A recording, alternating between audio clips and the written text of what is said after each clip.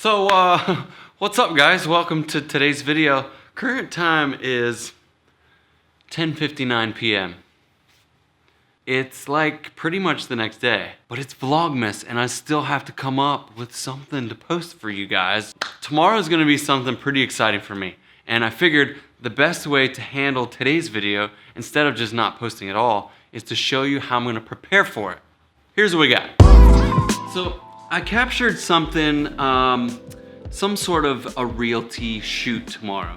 And it's something that I've been throwing around for a long time, and I really want to get into it. I've never really done any realty photography.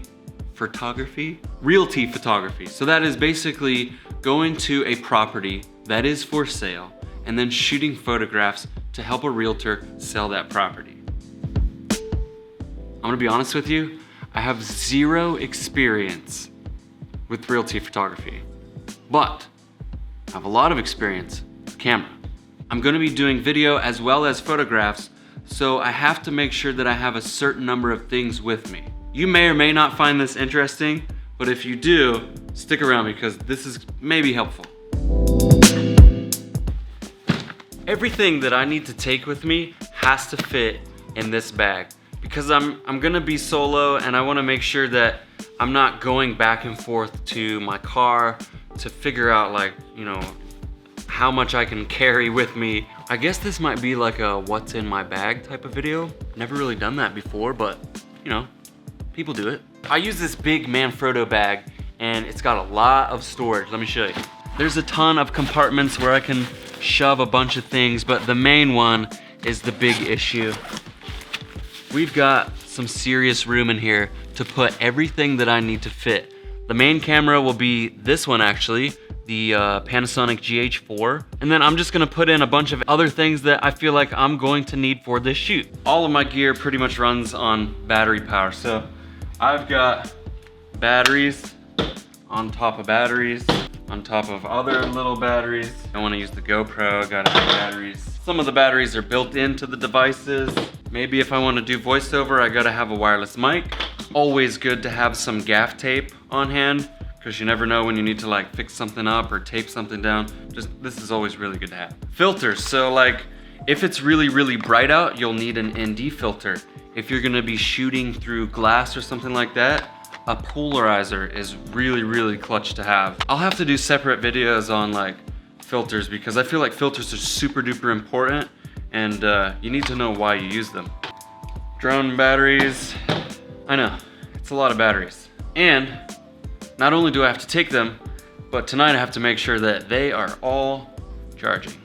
Now, I can never rely on the available light that will be at the property, so I need to make sure that I have some sort of supplemental light. Lighting and video, super important.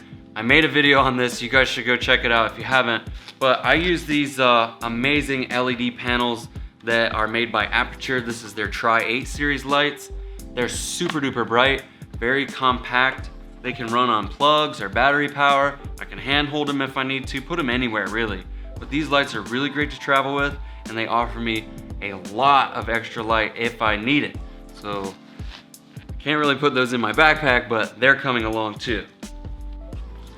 On the topic of batteries, I have multiple batteries for everything that I use because you never know when you're gonna run out. And it's very important to, if you're on set and you run out of battery power, it's gonna cost you a lot of time and it makes you look not as professional. So having the right amount of battery power to get you through your day is critically important. Let's talk about drones, I guess. If you have any experience at all with a DJI drone, the worst thing is to show up, you're ready to shoot, you pull out the drone, and it needs a firmware update. It is the most annoying thing about owning and operating a drone. So always the night before, and I'll even double check right before I fly, but the night before I'll fire up the drone and make sure that there aren't any available firmware upgrades to cost me time while I'm ready to shoot. All right, well, I guess there's no real way around it. I'm gonna have to take a couple extra cases because I can't fit all this stuff in one bag. But another tool that I love to use is my Ronin. So I use DJI's Ronin M. This thing is amazing. It helps me get some really smooth cinematic shots. So like if I'm moving through the property, I wanna be able to fly through each hallway and bedroom with my camera on a 3-axis stabilized gimbal. Desperately want the Ronin S. That would probably fit in my bag. But this is what I have to use for now. This one's actually for sale. Speaking of that buttery smooth cinematic footage, I need a monitor to help me see what I'm shooting when I'm using the gimbal, because it's hard to hold it up like this and look through the gimbal to see the screen. So I need a monitor that will help me keep the gimbal at an appropriate level and still allow me to see what I'm doing.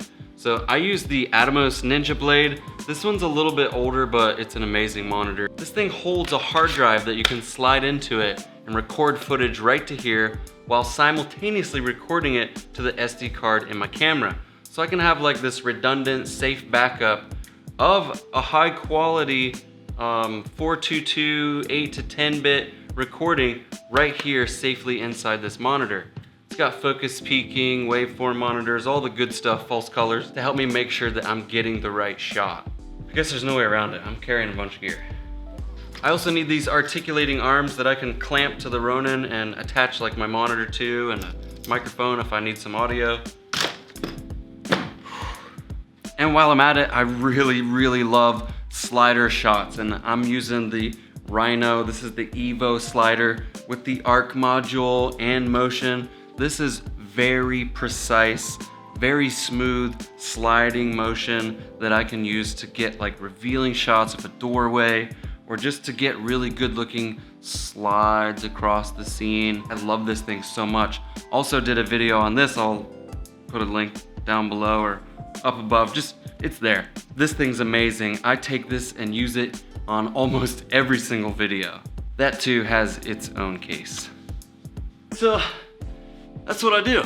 I'll gather all these things and lay them out and make sure that I have all the batteries and the cables that make them work and the cases, and just pile them up and make sure that I have everything ready that I need to make an awesome video.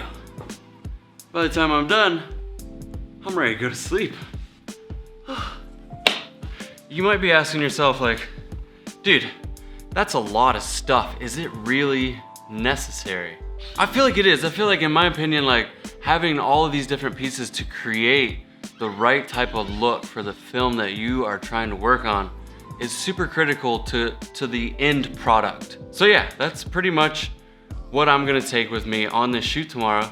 And that's the process that I go through to, you know, get it all together.